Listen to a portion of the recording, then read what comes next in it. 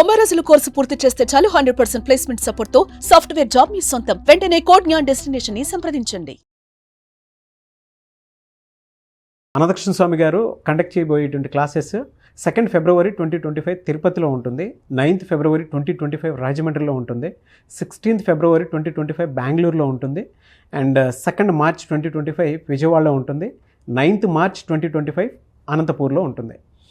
So enrol చేసుకోవాలి అనుకునేటువంటి వాళ్ళు వెంటనే స్క్రీన్ మీద కనిపిస్తున్న నెంబర్కి సంప్రదించండి. నమస్కారం డాక్టర్ శ్రీ ఆచార్య అనంతకృష్ణ స్వామి గారు. నమస్కారం అండి. 701వ మనీ మంత్ర వీడియో మీరు చెప్పినటువంటి ప్రీవియస్ వీడియోస్లో కనుక మనం డిస్కస్ చేసుకుంటే అండి, మనలో నిద్రాణమై ఉన్న శక్తిని, ఘనీభవించిన ఉత్సాహాన్ని ఒకటేసారి బయట తీయాలి అని అంటే డెఫినెట్గా ప్రీవియస్ వీడియో 699 వీడియో ఉంది చూసారా, దాన్ని చూస్తే అనిపిస్తుంది మన సబ్కాన్షియస్ మైండ్ని ఎలా నిద్ర లేపాలి అనేటువంటి దానికి అలవాటు చేసుకోవాలి. నాకు ఎంత బాగా అనిపించింది అంటే, మేబీ నేచర్లో ఇంత పవర్ని ఇంత ఈజీగా సైంటిఫిక్గా చేసే, అంటే ఒక స్పిరిచువల్ నాలెడ్జ్ని కూడా ఇంత సైంటిఫిక్గా ప్రూవ్ చేయొచ్చా అనుకున్నంత వాస్తవమే కదా ఇది కలిగింది నాకు. ఉన్నదే చెప్పాం కదా, మనం లేని అనుభూతిని మాత్రం క్రియేట్ చేశారు. వెరీ హ్యాపీ ఫర్ యూ అండి, చాలా detailing knowledge, great. I'm very happy for you. Once again thank you so much.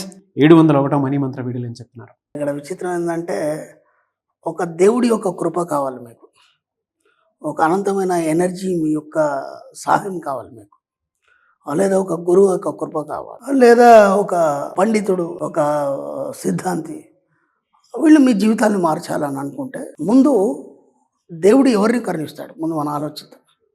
దేవుడు ఎవరిని కరుణిస్తాడు? ధనవంతుని కరుణించాడు. ఓకేనా? ఎవరిని కరుణిస్తాడు? కుచేలుని కరుణించాడు. కుచేలుడు ఎవరు? పేదవాడు. అవునా కదా? ఆయన పేరు సుధాముడు. ఓకేనా? దీనికి నేను స్టార్టింగ్లో చెప్పాను, చాలా సంవత్సరాలు అయింది కాబట్టి మళ్ళీ ఒకసారి కుబేరుడి దగ్గరికి శ్రీ మహావిష్ణువు వంటి కుబేరుడు వచ్చాడు. వాళ్ళిద్దరూ బావమరుదులు, వరుస వాళ్ళది.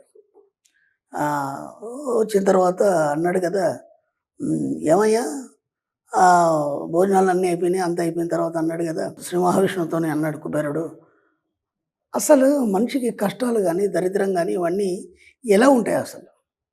ఎందుకంటే ఆయన కుబేరుడు కదా, దానికి అసలు ఏమీ తెలియదు కదా, అట్లాంటివి అవన్నీ తెలియదు కదా. అంటే ఇక్కడ ఏమవుతుందంటే, నేను ఎందుకు చెప్తున్నానంటే, బాగా ధనవంతుడు అయిపోయినాడు ఒకడు, ఒక మామూలు వ్యక్తి బాగా ధనవంతుడు అయిపోయాడు, లేదా బాగా ధనవంతుడు ఉన్నాడు.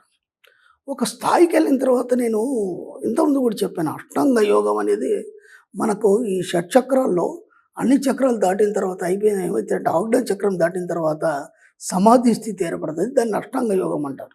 యోగ పరిభాషలో, పతంజలి యోగంలో అష్టాంగ యోగం అంటారు. ఎందుకంటే అక్కడికి వెళ్ళిన తర్వాత మనసు స్తబ్దం చెంది ఎలాంటి కోరికలు లేని స్థితి కోరుకుంటుంది. అప్పుడు ఏమవుతుందంటే, మనకి మళ్ళీ వెనక్కి వెళ్ళిపోతుంది మనసు. వెళ్ళిపోయి ఈ దాంట్లో ఏముంది, ఏదో ఒక పేదవాడిని కానీ లేకపోతే ఒక పేదరికం ఒక సిచ్యువేషన్ చూసినప్పుడు మనం కూడా అలాగే అయిపోతుంది కదా. లేదంటే ఇవన్నీ వదిలిపెట్టేసి హిమాలయస్ వెళ్ళిపోదామా, లేదంటే ఇవన్నీ వదిలిపెట్టేసి దూరంగా ఎక్కడైనా ఒంటరిగా జీవించాలి అంటే, అంతకుముందు నీకు లేనప్పుడు నువ్వేమో అన్నీ కోరుకున్నావు, అన్నీ సంపూర్ణంగా వచ్చిన తర్వాత నువ్వు ఇప్పుడేమనుకుంటున్నావు అంటే ఇవన్నీ వద్దనుకుంటున్నావు.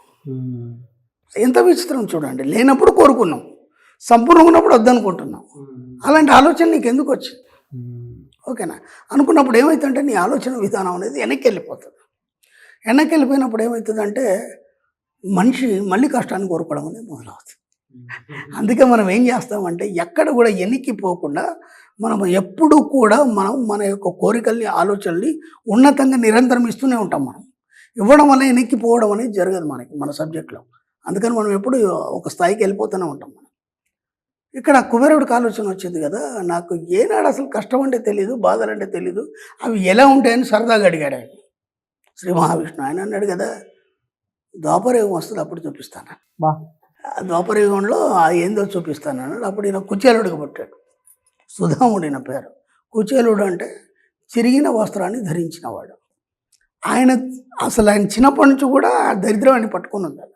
ఓకేనా? ఆ దరిద్రంతో ఎప్పుడు చిన్న బట్టలు వేసాడు కాబట్టి అసలు పేరు మర్చిపోయారు అందరూ. ఎవడరంటే వాడు కుచేలుడురా, వాడు దరిద్రుడు లేడా అనే బదులు కుచేలుడు అంటే చిన్న వస్త్రాలు ధరించిన వాడు అనేది ఒక నానుడి పడిపోయేది. ఓకేనా? ఇక్కడ విచిత్రం ఏం జరిగిందంటే, ఎన్నో కష్టాలు పడి తిండి కూడా దిక్కులేని పరిస్థితులు చివరకు వస్తే కృష్ణుడి దగ్గరికి వెళ్ళిన తర్వాత కరుణించాడు. ఓకేనా? అంటే నీకు ఒక ఎనర్జీ కావాలి, లేదా ఒక కృప కావాలి అంటే ముందు నువ్వు దరిద్రుడు కావాలని మన శాస్త్రాలు చెప్తున్నాయి. పాటలు కూడా ఏముంటాయంటే దీనబాంధవ రక్షక, అవునా కదా? దీనబాంధవం అంటే దీనుడివి కాబట్టి రక్షించాలి నిన్ను. అంటే నువ్వే ఒప్పుకుంటున్నావు నేను దీనుడిని, నేను దరిద్రుడిని నువ్వు ఒప్పుకుంటున్నావు. ఒప్పుకున్న తర్వాత నువ్వు ధనవంతుడు ఎలా అవుతావు? ఒక్క విషయం ఆలోచించాలి. అలా ఒప్పుకున్న తర్వాత నువ్వు ధనవంతుడు ఎలా అవుతావు? జీసస్ ఎవరిని కాపాడుతాడు? పాపిని కాపాడుతాడు. అంటే నువ్వు ముందు పాపాలు చేయాలా? పాపాలు చేస్తే ఆ పాపాల నుంచి నేను విముక్తి చేస్తాడా? అంటే నువ్వు పాపిగా మారాలా? అంటే ధనవంతుని కాపాడాడు ఆయన? డబ్బును అని కాపాడా? ఒకసారి ఆలోచించండి. అంటే మీకు మీరే డిసైడ్ చేసుకుంటున్నారు కదా, నేను ఇలా ఉంటే నన్ను దేవుడు కరుణిస్తాడు, నేను ఎన్నో పాపాలు చేశాను కాబట్టి నేను ఈ కొండకెళ్ళి ఆ మొక్కులు తీర్చుకోవాలి, ఓకేనా? నేను ఇది చేశాను కాబట్టి ఈ దీక్ష చేయాలి, చేయడం వల్ల అది పోతుంది. లేకపోతే నాకు ఎన్నో పాపాలు ఉన్నాయి కాబట్టి నేను కాశీకి వెళ్ళాలి. అంటే నీకు నువ్వే నీ లైఫ్ నువ్వు డిసైడ్ చేసుకుంటున్నావు ఏంటంటే నేను పాపిని, నేను దరిద్రుణ్ణి కాబట్టి నన్ను దేవుడు కరుణించాలంటే ఇవన్నీ చేసుకోవాలి. ఎందుకు కరుణించాలి నేను దేవుడు?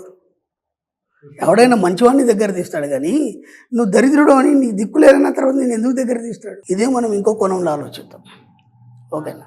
ఓకే. శ్రీకృష్ణదేవరాయలు ఉన్నారు, తొండమన్ చక్రవర్తి ఉన్నాడు, సాక్షాత్ వెంకటేశ్వర స్వామితో కూర్చొని పాచికలు ఆడారు వాళ్ళు. వాళ్ళని కరుణించలేదా? వాళ్ళతో కలిసే ఉన్నాడు కదా ఫ్రెండ్లీగా ఆయన, అవునా కదా? ఏదో ఒక సందర్భం వచ్చి ఆయన మాట్లాడడం ఆపేశాడు. ఒక సందర్భం వచ్చింది, దానికి మళ్ళీ వేరే స్టోరీ, అది మనకి ఇక్కడ సందర్భానుసారంగా అవసరం లేదు. అది ఆ సందర్భానుసారంగా తృణమన్ చక్రవర్తితో మాట్లాడడం మానేశాడు, చెప్పేశాడు ఆయన ఇక నుంచి నేను మాట్లాడాను, నేను ఇక్కడ కొండ మీద ఉంటాను, నేను అన్నీ చూస్తాను, నాకు అన్నీ తెలుసు, ఎవరేం చేస్తున్నారో అన్నీ అబ్జర్వ్ చేస్తాను, కానీ నేను మాట్లాడిన అన్నాడు ఆయన. కానీ అంతవరకు ఎలా ఉన్నారు? అందరు కలిసి ఉన్నారు, పాచికలాడారు, ఆ రోజు కలిసేవారు, అన్నీ చేశారు కదా, అవన్నీ జరిగినాయి కదా. మరి అక్కడ ఎక్కడన్నా కానీ దరిద్రం ఉందా? అంత గొప్ప రాజు అంటే నువ్వు ఎలా ఉండాలంటే ఒక రాజులాగా ఉండాలి. రాజునే రాజు కలుస్తాడు, రాజునే చక్రవర్తి కలుస్తాడు. నువ్వు దరిద్రుల తర్వాత ఎక్కడ కలుస్తారు? అర్థమైందా? కాబట్టి నీకు నువ్వు డిసైడ్ చేసుకుంటున్నావు కదా నేను దరిద్రుని అంటే. దేవుడు దేనికోసం ఉన్నాడు? నేను కాపాడడానికి కోసం ఉన్నాడు. ఆయనకేం పని లేదు, ఇంకా బోలెడు పని ఉంది కదా, నిన్నెందుకు చూస్తాడు?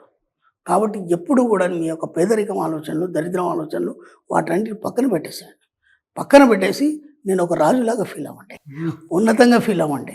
అప్పుడు ఈ యొక్క సామ్రాజ్యం నీకోసం కదులుతుంది. ఎందుకంటే నువ్వు చక్రవర్తి, యు ఆర్ ఎంపరర్.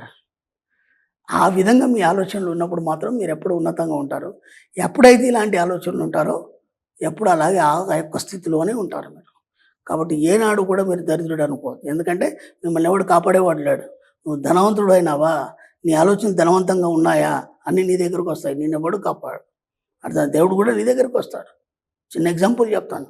ఒక ఊర్లో సంబరాలు జరపాలి, దేవుడు ఉత్సవాలు జరపాలి, ఎవరి దగ్గరికి వెళ్తారండి? ఫస్ట్ వాళ్ళు ఆ ఊరి జమీందారు దగ్గరికి వెళ్తారు. పాత సినిమాలో చూస్తాం కదా, జమీందారు దగ్గరికి వెళ్తారు. అయ్యా ఉత్సవాలు జరుగుతున్నాం, మీరు ఏమైనా హెల్ప్ చేస్తారా అడుగుతారా లేదా? అవునా కదా?